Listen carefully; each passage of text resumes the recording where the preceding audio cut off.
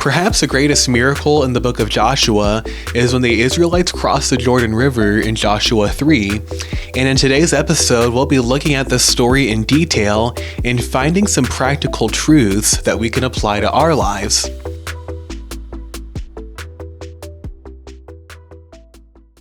Hi, my name is David Cipriano.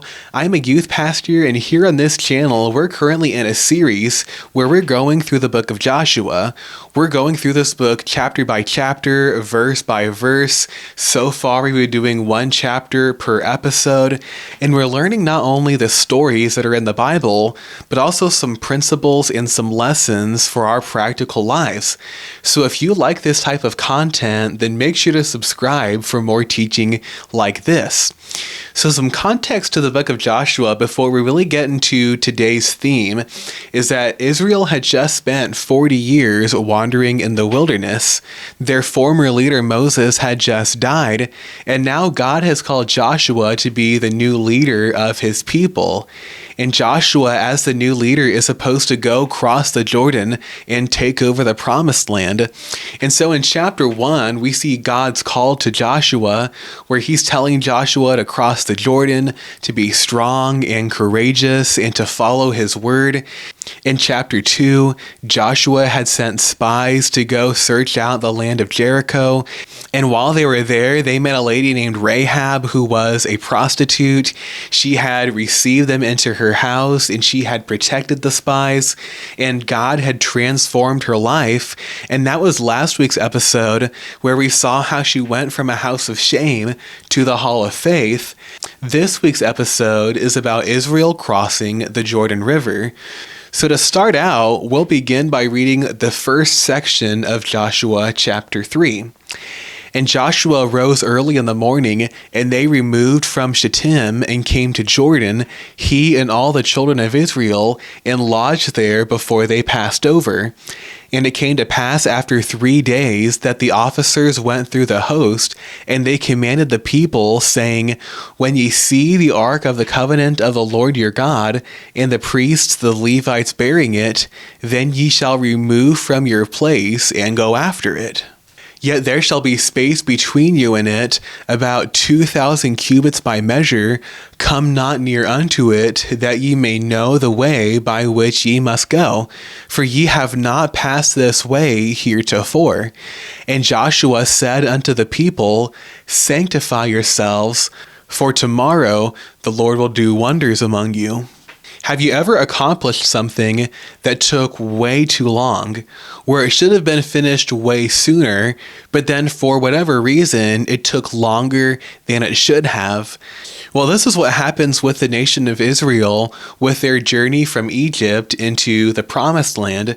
So if you remember from these last couple of episodes, Israel should have gone into the Promised Land 40 years previously, but whenever their spies went to go search out the land, they doubted God. They saw how big and strong the people were, and in spite of seeing how many miracles that God had already done for them, they didn't believe that God could give them another victory. And so in their doubts, the people disobey God, and God punishes them by subjecting them to wandering in the wilderness until 40 years had passed, and all the men 20 years old and up had died. And so what should have been about an 11-day walk from Egypt into the Promised Land turned into 40 years. And it wasn't even fulfilled by those original people. It was fulfilled by their children. They were on the next generation already. And so now, here in Joshua 3, they're finally finishing the job. They're finally going to Canaan. And so this crossing of the river is really a main event of the book of Joshua. Here's what God says to Joshua in the second verse of the book. Moses, my servant, is dead. Now therefore arise, go over this Jordan, thou and all this people, unto the land which I do give to them, even to the children of Israel.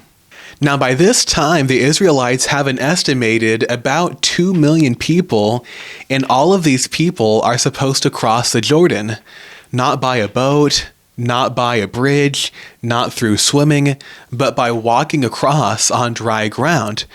Crossing the Jordan is one of the greatest miracles in the entire Bible. And so in this episode, we'll be looking not at just the miracle, not just how they crossed the Jordan, but we're going to look at this story and draw some biblical principles from it so that we can have some practical takeaways for our everyday lives. This story isn't just about the miracle, but about the instructions that led to it and the faith that the Israelites had. So first of all, let's look at the commands for the people. There's 3 things that the Israelites had to do. And so Israel following the commands was not the cause of the miracle because God is the one who did it. But following the commands was a condition for the miracle because God wouldn't have done it without their obedience. And maybe this kind of just sounds like semantics, like just a wording choice, but I think that this is an important distinction because we recognize that whenever the Jordan River stopped, whenever the people were enabled to walk over on dry ground, it wasn't just because of the Israelites. No, it was ultimately because of God. Yes, the Israelites had a part to play, but God is the one who did it. They never could have done it without Him. And so the first of these commands to the people was to submissively follow the ark. Let's look at verses 3 and 4 again. It says, "And they commanded the people, saying, When ye see the ark of the covenant of the Lord your God, and the priests, the Levites bearing it, then ye shall remove from your place and go after it. Yet there shall be a space between you and it, about 2,000 cubits by measure. Come not near unto it, that ye may know the way by which ye must go, for ye have not passed this way heretofore." So the people are supposed to follow the ark. Now, if you don't know much about the ark was this box that was sacred to the people of Israel, and it contained some artifacts that were especially important to their history. So a few details about the ark that we should know is one, that the ark was also known as the Ark of the Covenant, the Ark of the Lord, and the Ark of the Testimony. The Bible uses these different names to describe the same thing. The ark, as I had just mentioned, contained some things in it. For one, there was the tablets with the 10 Commandments written on them. There was a jar of manna from their wilderness wanderings. And then there was also Aaron's staff that budded as a sign that he was legitimate whenever people had rebelled against Israel's leadership. The ark was kept in the Holy of Holies in the tabernacle, and it would eventually be kept in Solomon's temple. Something really relevant to this story is that the ark was a reminder of God's covenant with Israel, and it was a representation of God's presence. Now, even though this was a representation of God's presence to the people, this was not an idol. So they wouldn't worship the ark, they wouldn't pray to the ark, they saw it as an inanimate object, although it was a very important one. And it's good to notice here that the leaders of Israel on this day were not the military leaders or the government leaders, but rather the spiritual leaders. Now, it's not because the spiritual leaders were better than the other leaders. And I think that that's a common mistake that many Christians, especially Christians in full-time ministry, will make, where they start to view the spiritual leaders, such as pastors, youth pastors, etc., as being better than other types of people. I've been around many different circles before where you were looked down on if God hadn't called you into full-time ministry. Hey, this is not a good mentality to have, and it's nowhere in the Bible. In fact, it definitely contradicts the Bible. So the reason why the Israelites were led by their spiritual leaders this day wasn't because these guys were better than everybody else, but it was rather emphasizing that this was a spiritual journey. So even though the Israelites would take over the land of Canaan, this wasn't just about the military. This wasn't just about politics or government. This really had a lot of spiritual significance. And if they were going to be successful, then they had to be right with God. Their vertical relationship was more important than their horizontal relationships. Now, when the priests had the ark in front of the people had to stay back from the ark. The Bible says 2,000 cubits, which in our context today, at least if you're an American like me, would be 1,000 yards. One of the reasons why the ark was so far in front of the people was for visibility. They couldn't all see it if it was up close. Because imagine there being 2 million people. Well, if you held the ark right in front of that front row of people, only a very small number of people could actually see it. Another reason why the ark was to be so far in front of the people was because of safety. This was out of respect for the holy nature of the ark, because the ark was a very sacred object. There's one story in the Bible where some men of Israel are transporting the ark, and they're not really doing it the right way. They're not doing it the way that God commanded them. Rather, they put the ark on a cart that was being pulled by an animal. And at one point, the ark started to fall off, so a man named Uzzah tried to save the ark, touching it with his bare hands, and God killed him for it. That man fell over and died, which was just a picture of how holy the ark was and how seriously the people should take it. And so that's another reason why the ark was so far out in front of the people when they crossed the Jordan. And I think that there's an important picture here, and it's that the people are following the presence of God. Because the ark was in front of them. The ark wasn't just in the middle of the crowd, it wasn't behind the crowd, it was rather in front. And so there's a sense in which they follow the ark. And this pictures our life. Sometimes we think that God should be following us, just affirming us and supporting us in whatever we do. But that's not really the right model. Rather, it should be God out in front, God leading the way, and then we follow him. And that's the picture that we're seeing here, because the ark is a representation of God's presence, and the people have to follow it rather than it following them. This should be what our lives look like. So the first thing that they had to do was to submissively follow the ark. The second thing was sanctify yourselves. In verse 5 it says, "And Joshua said unto the people, Sanctify yourselves, for tomorrow the Lord will do wonders among you." Now when it says sanctify yourselves, that meant that everybody had to take a bath and change their clothes. This was to be a ceremonial purity. Because remember, this would be a spiritual battle, this would be a spiritual journey, and so the people had to make spiritual preparations. And once again, this is a picture. Because before God will do the miracle, you have to be sanctified. You have to be pure and righteous. There are great consequences for sin in the life of a believer.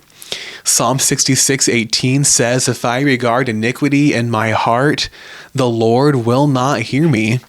If we have sin in our lives that we haven't repented of, then God won't be listening to our prayers. And that's something very serious to think about, because sometimes we're sinning, we know that we're sinning, we know that we should take care of it, but then we still pray to God and ask him to bless our lives, even though we haven't done the prerequisite that's required for God to bless our lives. James 4:8 says, "Draw nigh to God, and he will draw nigh to you. Cleanse your hands, ye sinners, and purify your hearts, ye double-minded." God wants to be close to us, but he can't be close to us when we're living in sin. That's why the Bible says to cleanse our hands, purify our hearts, because God is a holy God, and we can only be truly in his fellowship and in his close presence whenever we are cleansed from our sins. There's a similar warning in the Bible in Isaiah 1, "And when ye spread forth your hands, I will hide mine eyes from you. Yea, when ye make many prayers, I will not hear. Your hands are full of blood. Wash you, make you clean. Put away the evil of your doings from before mine eyes. Cease to do evil." So again, whenever there's sin in our lives, God won't be listening to our prayers. He won't be blessing us. He will rather be resisting us. We have to take care of that sin before we can expect God's blessing. Now, later on in the book of Joshua, there's going to come a time where we see this principle in action, that hidden sin leads to punishment. There will be sure consequences for people who aren't sanctified. And the story that I'm talking about is the sin of Achan, because Achan had been instructed to not take the spoils, and yet he does it anyways. He goes against God's command. He does something that he knows is wrong, and as a result, innocent people die. Israel loses a battle because of one man's impurity. And so when Joshua instructs the people before the Jordan River to sanctify themselves, this was really important. This was not just a meaningless ritual. This was something that God commanded, and it had a lot of importance to their future. The third thing that Israel was commanded to do was to step into the Jordan River. It says this in verses 6 through 8. And Joshua spake unto the priests, saying, Take up the ark of the covenant, and pass over before the people. And they took up the ark of the covenant, and went before the people. And the Lord said unto Joshua, This day will I begin to magnify thee in the sight of all Israel, that they may know that, as I was with Moses, so I will be with thee. And thou shalt command the priests that bear the ark of the covenant, saying, When ye are come to the brink of the water of Jordan, ye shall stand still in Jordan. Now there is an important order here, and it's that the priests, while bearing the ark, would step into the river, and then after, the Jordan River would be stopped. It wouldn't be the other way around. Now you might expect it to be the opposite. Maybe you would expect for God to stop the river, for God to make dry ground there, and then the people would step in. But rather the priests have to step in first, getting their feet wet. It's been said that faith is taking the first step even when you don't see the whole staircase. Faith is where you take this leap, not knowing exactly how God is going to provide. And that's true when the Israelites crossed the Jordan, because faith requires stepping out before you see the results. Faith comes before the miracle.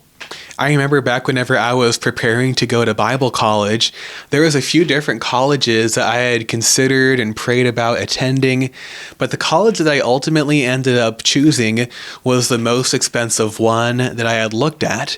It was also the farthest away.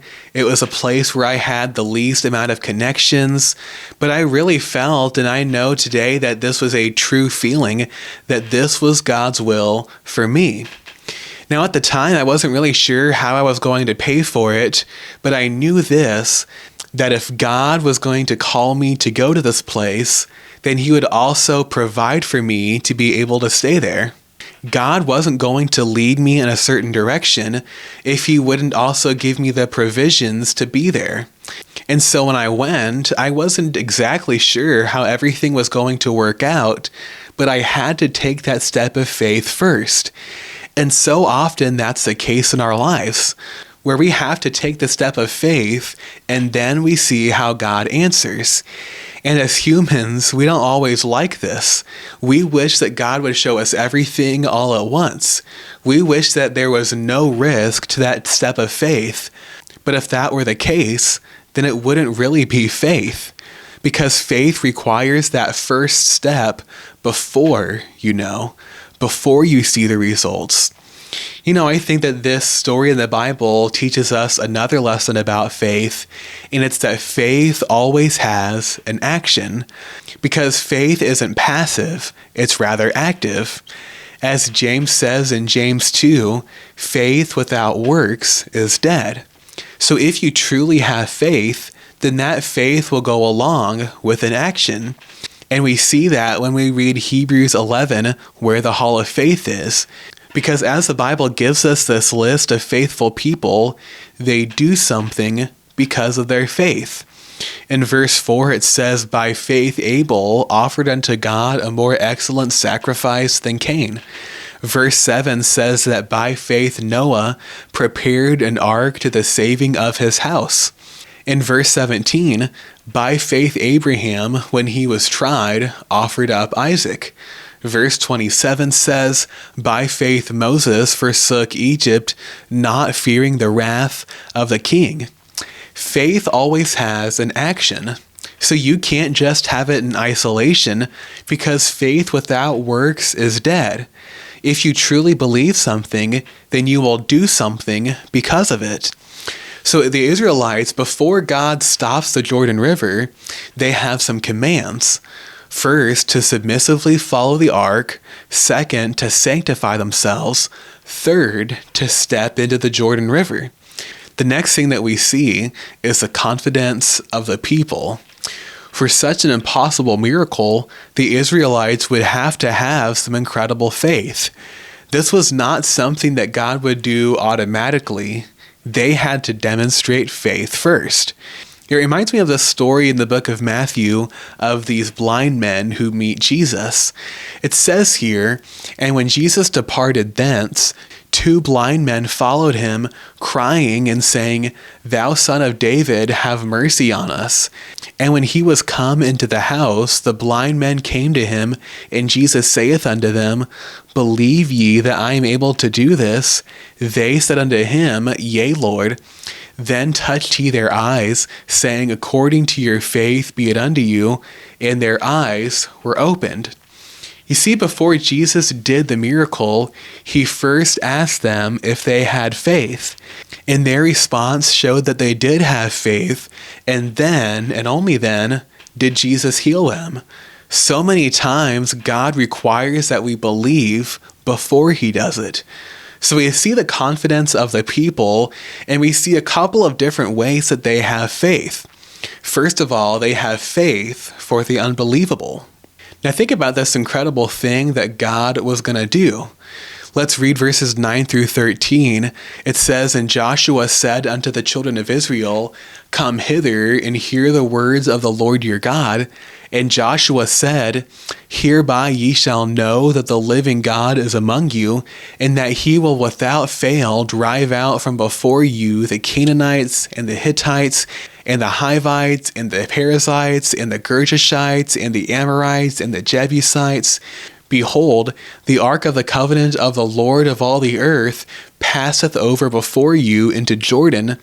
Now therefore take you 12 men out of the tribes of Israel, out of every tribe a man.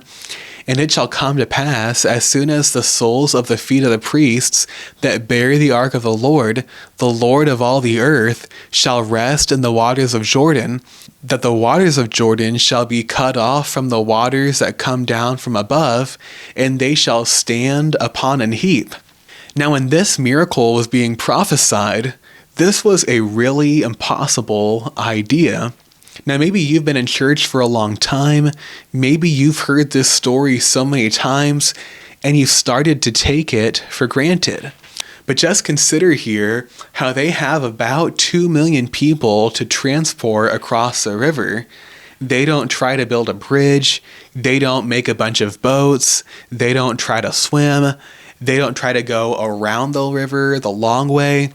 Rather, they relied on God to miraculously stop the river so that they could walk over on dry ground. Now, if you're a Bible believer, you're hearing about this thousands of years later, and you already believe that it happened. But imagine being one of those Israelites that was right there. This plan probably sounded ridiculous. And not only that, but notice this detail in verse 15. "And as they that bear the ark were come unto Jordan, and the feet of the priests that bear the ark were dipped in the brim of the water, for Jordan overfloweth all his banks all the time of harvest." So not only was this an impossible sounding idea, but they were doing this during the flood season. They weren't waiting for the best time or the easiest time. And I think that that's often how God works in our lives, where God tells us to do something at the most difficult time, at the season of life where it's the most inconvenient. And when this happens, we have to depend on God when it seems the most impossible. Hey, stop waiting for the perfect time and just step out in faith. because the perfect time doesn't exist, and the perfect time is never going to come, so just obey God now. I mean, so often God calls a person to do something, but then they put it off till later, until they're more ready, until they have more time, until they're better prepared, and eventually they've pushed it off and procrastinated on it so many times that they never do it. Hey, the perfect time isn't going to happen, so just obey God now. And that's what the Israelites are doing. They're not waiting until the river is running lower. They're not waiting until the perfect conditions are here. They're just doing it when God tells them, even though it's in flood season. Here's what verse 10 says, "And Joshua said, Hereby ye shall know that the living God is among you, and that he will without fail drive out from before you the Canaanites, and the Hittites, and the Hivites, and the Perizzites, and the Girgashites, and the Amorites, and the Jebusites." Now, in entering the promised land, the Israelites had a lot of hard times that would be ahead of them. They would have confusing instructions from God. They would be defeated in battle. They would be deceived by enemies. They would have to deal with sin. They'd face enemy alliances. The tribes would eventually be divided. But God was giving them a reason for their future faith, so that when the hard times would come, they could look back at what God already did for them. This would be God's confirmation that he was with them. That confirmation would be the Jordan River stopping. That would be them being able to cross over on dry land. They would be able to look back to this historic, miraculous day and have faith in the future. And you know what? We should do the same. Because we've all had God answer prayers in our lives before. And when we look back to something amazing that God has done, we can say that we have faith now because of what God did back then. And because of the things that God's doing in your life right now, that gives you even more faith for the future. You see, our faith in God is not a faith without evidence. It's not just a blind faith. It's not just being gullible. No, we have faith because of the evidence. And for the Israelites, whenever they saw the Jordan River being stopped, and whenever they could all cross over on dry land, that would give them faith for the future. This would be faith backed by evidence. And that leads us to the last point here, point number 3, the crossing of the Jordan. Here's what it says starting in verse 13. "And it shall come to pass, as soon as the soles of the feet of the priests that bear the ark of the Lord of all the earth, shall rest in the waters of Jordan, that the waters of Jordan shall be cut off from the waters that come down from above, and they shall stand upon an heap. And it came to pass, when the people removed from their tents to pass over Jordan, and the priests bearing the ark of the covenant before the people, and as they that bear the ark were come unto Jordan, and the feet of the priests that bear the ark were dipped in the brim of the water, for Jordan overfloweth all his banks all the time of harvest, that the waters which came down from above stood and rose up upon a heap very far from the city Edom, that is beside Zaratan, and those that came down toward the sea of the plain, even the salt sea, failed and were cut off, and the people passed over right against Jericho.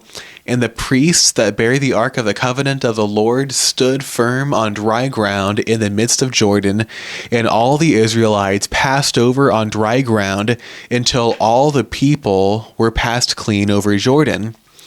God brought Israel out of Egypt with a miracle, and he brought them into the promised land with a miracle. And these miracles are very similar. It's the miracle of them crossing the Red Sea and the miracle of them crossing the Jordan. And these two events have some similarities, but they also have some differences. You see, for the Red Sea, God used the wind to put up a wall of water on each side so that the Israelites could walk in the middle, kind of like a hallway. But then for the Jordan River, God cut off the flow of water, making the water stand tall. When they crossed the Red Sea, they were getting away from danger, putting a natural barrier between Israel and Egypt. But then when they crossed the Jordan River, they were going towards danger because the Canaanites were going to be their enemies. And instead of giving them a barrier of protection from their enemies, they're actually trapping themselves into the land because there would be no going back. They were now officially in the promised land among their enemies. So in crossing the Jordan River, this was a huge step of faith for them. This was their burn the ships moment. They're leaving no room for plan B. You see, doubt says, let's go back to where it's safer. But then faith says, let's go forward to where God calls us. You see, God didn't just bring the Israelites out of Egypt. He was going to bring them in to the promised land. God brought them out so that he could bring them in. And that's what Moses said to them back in Deuteronomy 6. And the Lord showed signs and wonders, great and sore, upon Egypt, upon Pharaoh, and upon all his household before our eyes. And he brought us out from thence, that he might bring us in, to give us the land which he sware unto our fathers. God's ultimate plan was not just taking the Israelites out of Egypt, it was bringing them in to the promised land. And this is really a good analogy of what God does for us in salvation. Because he doesn't just save us from sin, he doesn't just rescue us from hell, rather he brings us in to fellowship with him. He brings us into his presence so that we can live the victorious Christian life. You see, holiness isn't just being about separated from sin, it's about being separated to righteousness. And so whenever the Israelites crossed the Jordan River, they're finishing what they started, because God brought them out of Egypt, brought them out of slavery, and he was bringing them in to the promised land where they would experience victory. You see, the story of Israel crossing the Jordan, like many other stories of the Bible, is a story about faith. And so when we look at this story today, we can find so many good principles that apply to our lives, so many lessons about faith that will help us grow closer to God. And so as we end the episode, let's look at 4 lessons about faith from the story of crossing the Jordan River. For one, faith is following God even when it seems confusing and difficult. I mean, imagine again being one of those Israelites and you're told that the Jordan River would stop and that all of the millions of people would be able to walk across it on dry ground. That seems pretty crazy. It seems pretty unbelievable, but faith says yes to God even when you don't even see how it's possible. Next, faith is stepping out before you see the results. I mean, think about how those priests had to stand in the water just counting on the promise that the water would be stopped and they would be standing on dry ground. That's what faith does. Faith takes a first step even whenever the thing hasn't happened yet. The third thing that we see about faith is that faith is increased by looking back at what God has already done. You see, whenever God did this miracle of letting them cross the Jordan, this was going to be their sign for the future that God was with them. This would be the thing that would help them grow in their faith. And similarly in our lives, whenever we're struggling with doubt, we ought to look back to see what God has already done. We ought to be looking back and saying, God did that back then, and he's the same today. God saved me then, he can keep saving me now. And then the final lesson about faith is that it's moving forward without a backup plan. You see, for the Israelites to go into the promised land, to go into the land of their enemies, the Canaanites, this would have felt really risky. This would be really scary. There would be no going back because the barrier of the Jordan River would keep them trapped in the land. And so often in life, we are called by God to move forward even though we don't have a plan B or a backup plan. And that's what true faith is. It's trusting God whenever God is all you have. And when you really have faith, you will realize that God is all that you need. Well, I hope that this podcast episode was a help to you. If it was, make sure to give this video a like so that the platform will promote this content to more people. If you would like more teaching like this, then make sure to subscribe so that you don't miss out on future episodes. Thanks for watching, and I'll see you in the next episode.